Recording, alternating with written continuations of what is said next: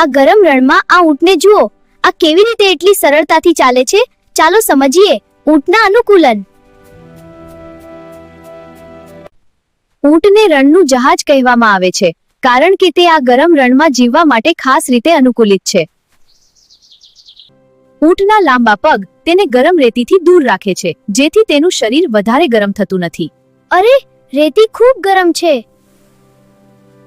ઊંટની ખૂનમાં ચરબી સંગ્રહિત હોય છે અને જરૂર પડે ત્યારે આ ચરબી ઊર્જામાં બદલાઈ જાય છે.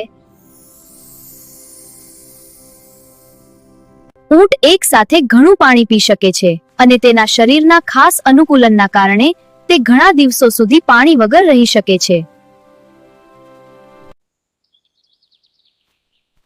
ઊંટના જાડા અને મજબૂત હોઠ તેને કાંટાવાળા છોડ સરળતાથી ખાવામાં મદદ કરે છે.